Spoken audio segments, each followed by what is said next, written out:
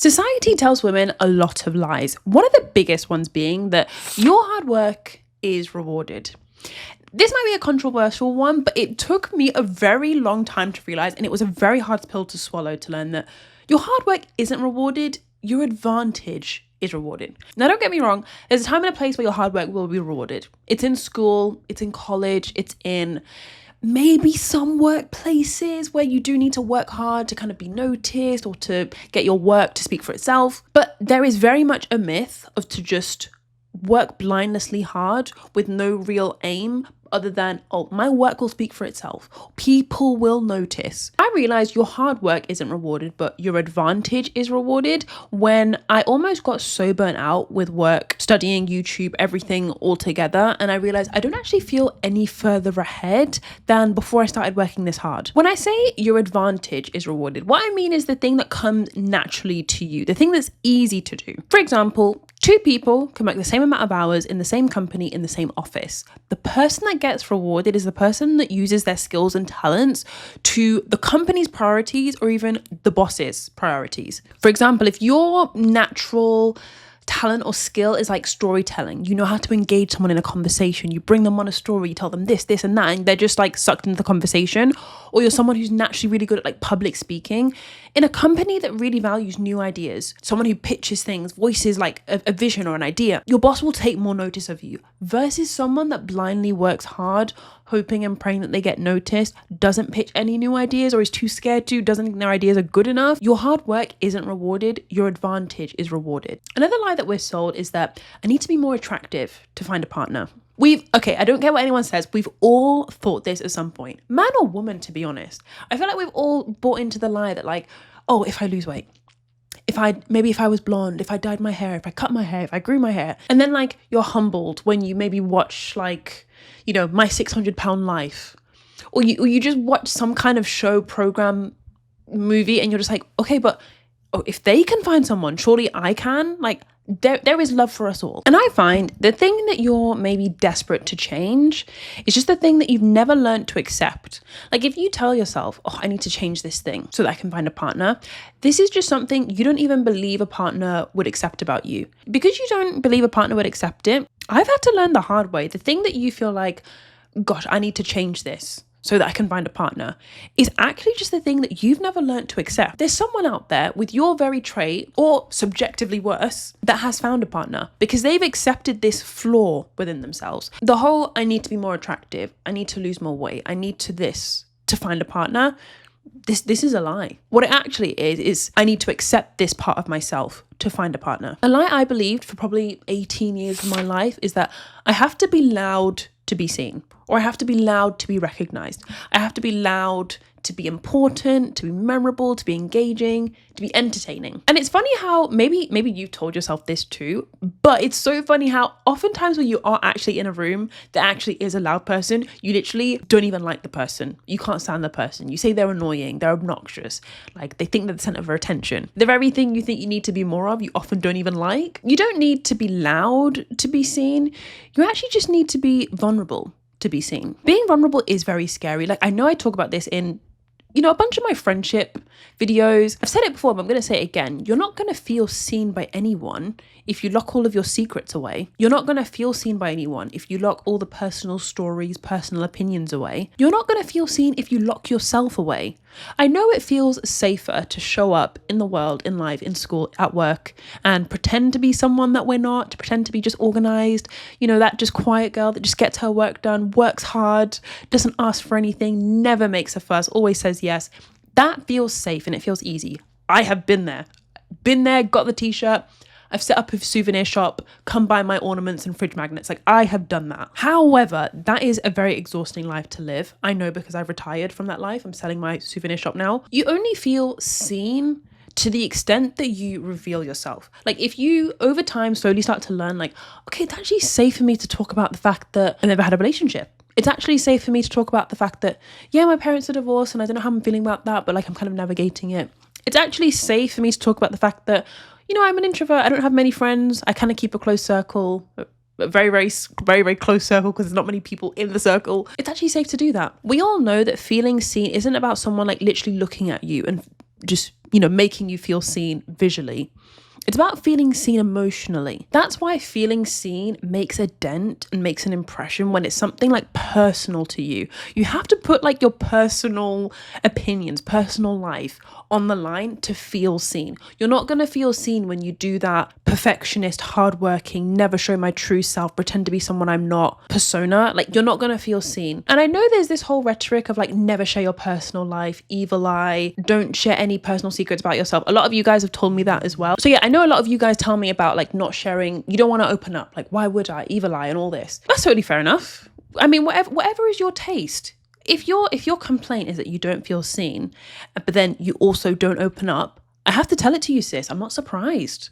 I'm not surprised because I've been in your shoes. I've done the whole, lock my secrets away and never tell anyone. There's no reward for keeping yourself a secret. Raise your hand if you've ever told yourself, I have to have everything figured out by the time I'm 30. This is something that had me in such a chokehold. I've genuinely made, I think, 4 different videos on this topic. I probably need to make a playlist at this point. I'll add this one to the playlist as well. And I'll tell you what helped me kind of release myself from the shackles of the rat race that is trying to achieve everything in life by the time I'm 30. I realized when you're working towards a goal, whether it's a master's degree, dream job, dream car, dream city, dream location, dream relationship, and you've got a deadline on it, fine, good, go ahead. However, when you feel literally behind, you're going on Reddit searching, why do I feel so behind? Anyone else feel this way? And you're literally searching for community in your low times because you feel just so behind. Oftentimes it's because this isn't your goal.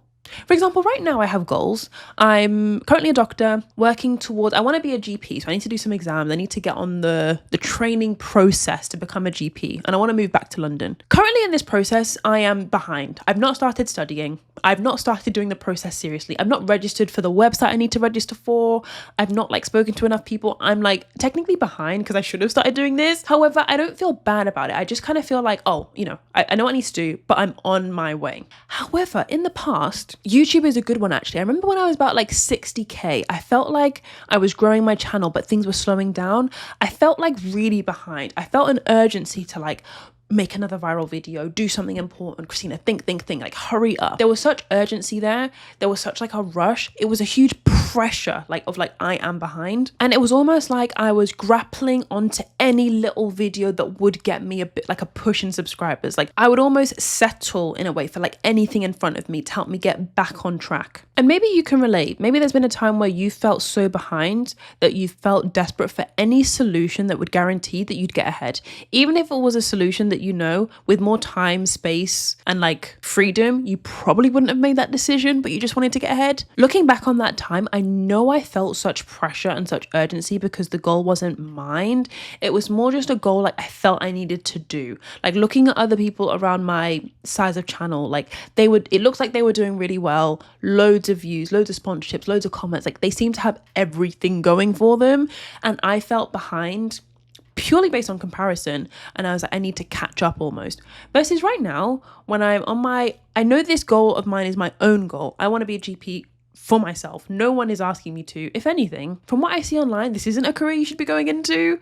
GPs are burnt out, depressed, they work too hard, they're not paid enough, and I'm kind of do I really want to do this? I think I still want to do this. I think I want to do this purely just for me. I'm not grappling for any little scrap of advantage I can to get ahead. I'm just doing this for me, truly for me. And that's how I know this goal is written by me. You're only going to feel behind when the goal isn't yours. And I know I've deviated a little bit from 30 because this myth is you have to have your whole life figured out by 30. I've started to think rather than 30 being a finish line, 30 is just a starting point. Rather than your 20s being rushing to get everything finished, your 20s can kind of be just looked at as getting things started. This is the foundation. This is the base. This is the pizza crust. I'm about to lay things on top. And if you in particular are having trouble trying to find goals that don't make you feel behind, because I know sometimes setting goals can be an exciting but heartbreaking process.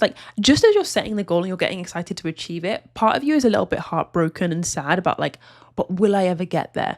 You're almost scared to dream big because you don't want to disappoint yourself. I've made a whole entire workbook called the Quarter Life Clarity Toolkit. Some of you guys have already downloaded it. Let me know what your thoughts are in the comments. I'd love to know if it's helping you guys, how you're finding it. But for those of you who haven't, this is a workbook designed to help you get crystal clear on what your aligned goals are.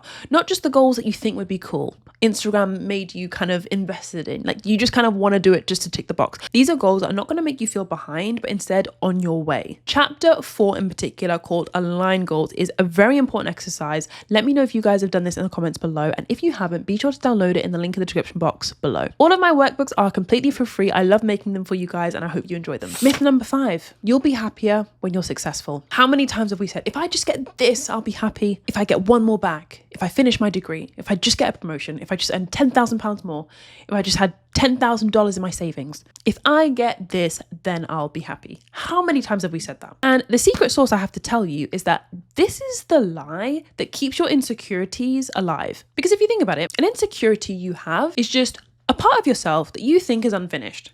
Oh, I need to lose weight because, you know, I'm not at my finished form yet. I just need to lose weight. Or I just need to finish my degree because I'm not like fully educated. I'm not like fully where I need to be yet. I'm just, you know, I'm unfinished. I just need to get a romantic partner who loves me and treats me well and respects me and is high value because, you know, my whole life is complete, but this part is just unfinished. An insecurity is just a part of yourself you believe is unfinished. So when we tell ourselves, if I get this, then I'll be happy, we're keeping our insecurities alive. And I know this is really tough because we are human. We're just a girl. You're just a girl. I'm just a girl. Like it's natural to feel like, oh no, but I do actually just need this one more thing. Like part of me right now, when I was talking about getting my dream job, being a GP, moving back to London, like part of me does feel like, oh, you know, I just need to be in London, then I'll be like, yeah, you know, I'm complete, I'm finished. I've fallen for it too. Like I do feel like currently work-wise, like, oh, you know, if I just pass my exam, if I just become a GP, if I'm on the pathway, not even become a GP, if I'm just like in the training program, I'm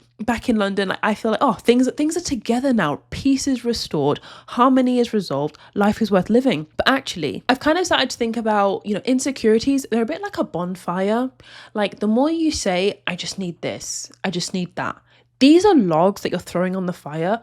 No wonder you still feel rubbish. Like the insecurities don't die when you complete the thing. It's not going to complete when you're not going to feel better when you get the bag, finish your degree, or when I move to London. Like there will just be another thing. Like sometimes I look at what I'm doing at work, I come home, I wake up the next day to go to work and I just repeat the cycle. And I'm like, wow, life really is just going from challenge to challenge to challenge and just repeating. Like it never ends. It never ends. And you can't look at like happiness as like no more struggle. Peace is resolved, harmony is restored. Like that actually isn't happiness because you will always have another struggle coming. Instead, you have to kind of learn to be the biggest cheerleader for present moment you.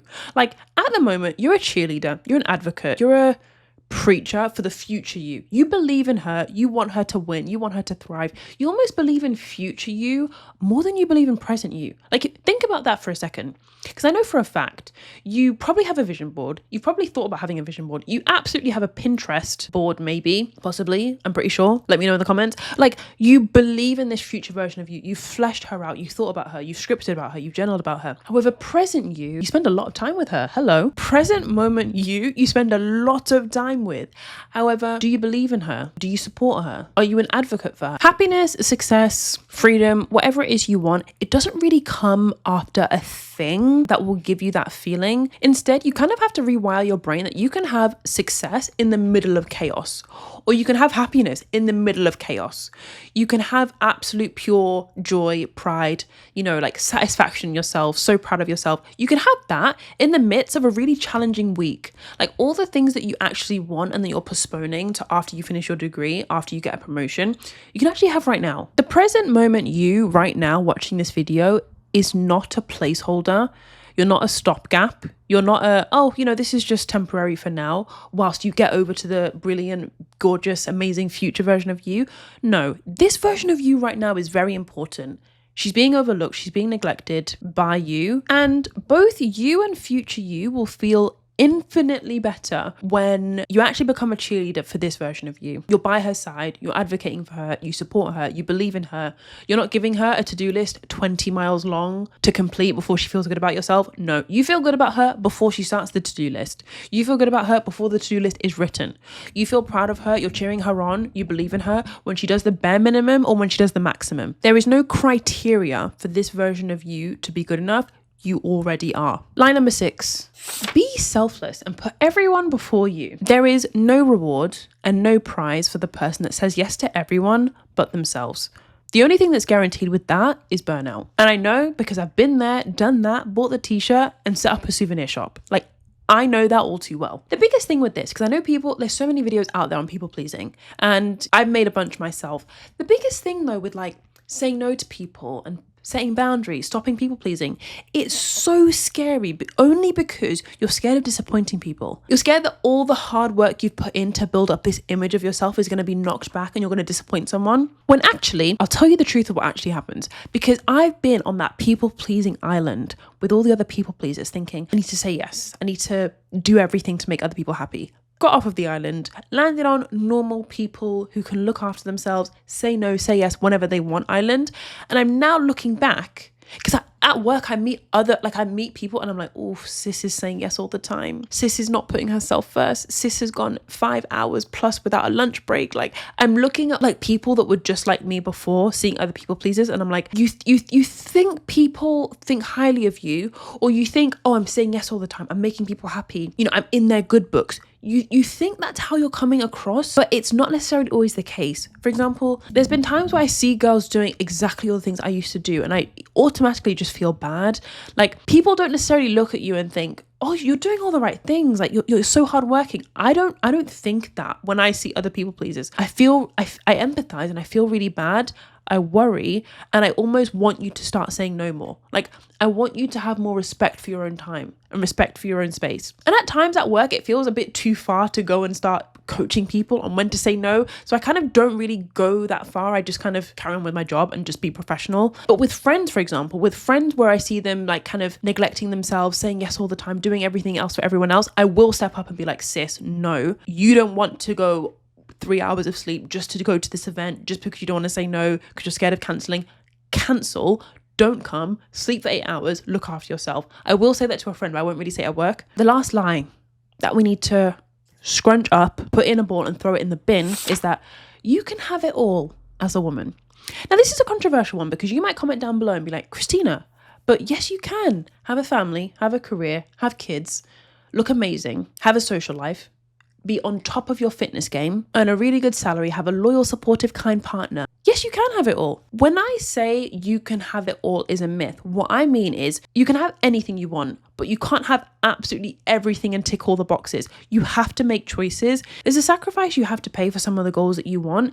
Things won't just get handed to you, tick, tick, tick, all your goals on a plate. Even when I think about, say, the friendships I do have now, where I do meet up, I am being a bit more social nowadays. I'm not being like a hermit at home. Even to just get the personality I have now, that's more open, more talkative. I can crack jokes. I'm not like hiding my personality. I'm not shy. Like even just the person I am today and the personality I have requires a lot of sacrifice. It requires a lot of discipline. It requires going out my comfort zone a lot. I don't want sacrifice to sound like a bad word, because looking back on what I have sacrificed and what I've let go on, 24, no relationship, very small circle of friends, missed out on a lot of social opportunities. I don't see it as a sacrifice. I see it as almost worth it. I almost see it as the price tag that comes with the goal. Like, for example, if you want 100,000 subscribers, the price tag of the goal is 3 to 5 years of a lot of hard work with not very much result. And eventually it'll work out, and then you'll get an 100k plus. I'm sure if I asked you about your career, oh, you have this amazing job, or you on your way to this amazing job,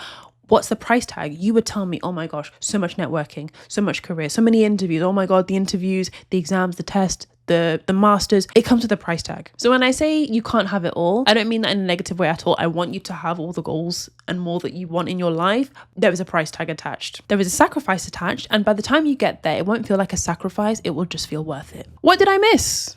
What don't you agree with? What do you agree with? What else is a lie that society has told modern women? Let me know in the comments below. You have made it to the very end of this video. Let me know if you made it to the end. You know what to do. And if you enjoyed this video, I'm sure you're going to love my people pleasing playlist. I'm going to link it up here. Give it a watch after you watch this video. These are my biggest, best videos on all the things, to be honest, that society lies to you about, telling that you need to be nice and kind and fun and easygoing all the time. Lies. If you want to find out more, then be sure to watch these videos. I'll see you in the next one. Bye.